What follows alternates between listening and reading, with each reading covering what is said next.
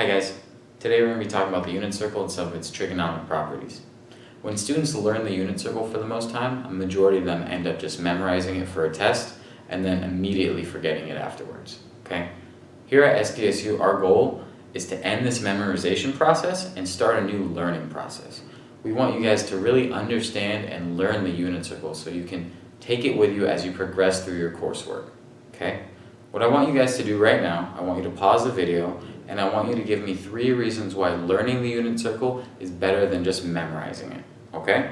Go ahead, pause the video, write down your 3 examples. Alright guys, let's take a look at this 45-degree triangle. It's a 45, 45, 90, one of our special right triangles. So here's our 45 degree. Okay. Before we move on, before we find our sine, cosine, and tangent, let's go ahead and fill in the entire unit circle with the other 45, 45, 90 triangles. You can use symmetry to accomplish this. So we'll bisect this quadrant, and this quadrant. Okay. Now, as I was constructing this triangle, I measured each leg. So I measured the adjacent leg, the opposite leg, and then the hypotenuse. Okay? My values were 9.8, 9.8, and 14. All of those are measured in centimeters. Okay?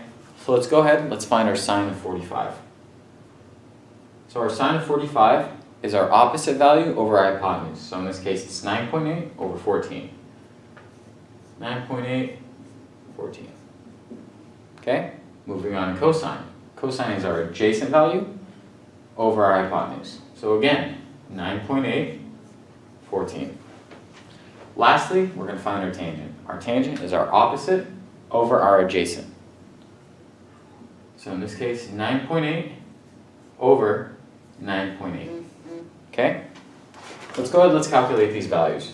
Okay? So when we divide 9.8 by 14, we get 0.7. Okay? And then when we take 9.8 over 9.8, we know that's 1. Take note of these values, guys. 0.7, 0.7, and 1. Okay?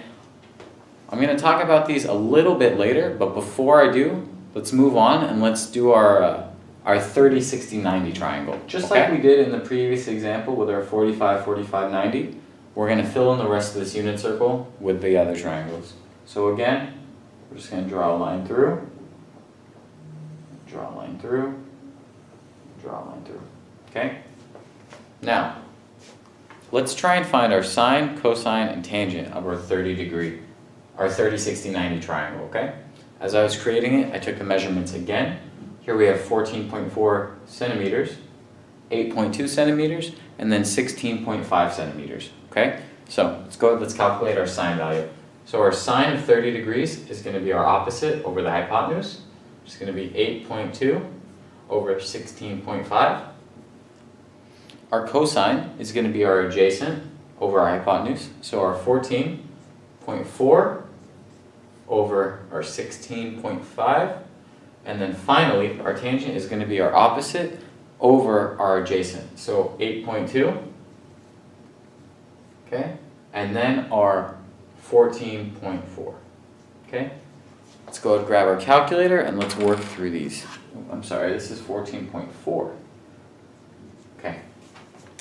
So, for our sine value, 8.2 divided by 16.5 gives us 0.4969.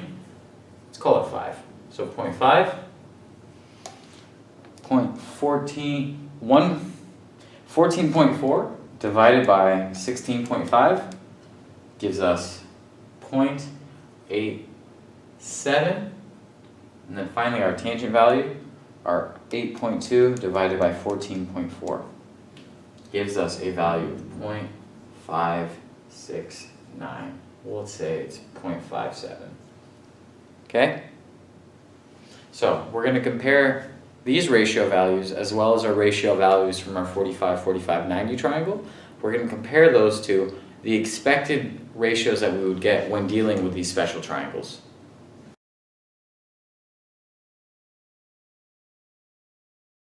Taking a look at the first quadrant of this unit circle, you'll see that we have 3 triangles filled out with their respective coordinates. Our green triangle represents a 30, 60, 90. Our black triangle represents a 45, 45, 90. And then the red triangle is just a 60, 30, 90. For the coordinates, you'll see that the green triangle is root 3 over 2, comma 1/2. The black triangle is root 2 over 2, comma root 2 over 2. And then the red triangle is 1/2, comma root 3 over 2. Those values came from the special right triangles that we found earlier. You'll notice that root 2 over 2 is approximately 0.71. Root 3 over 2 is approximately 0.87, and then we know that 1/2 equals 1/2.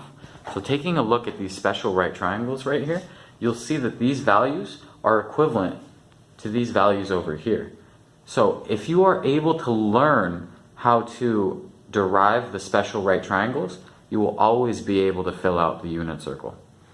As for your homework, I want you guys to write a reflection on what you learned from this video and how you can use the properties of special right triangles to fill out the unit circle.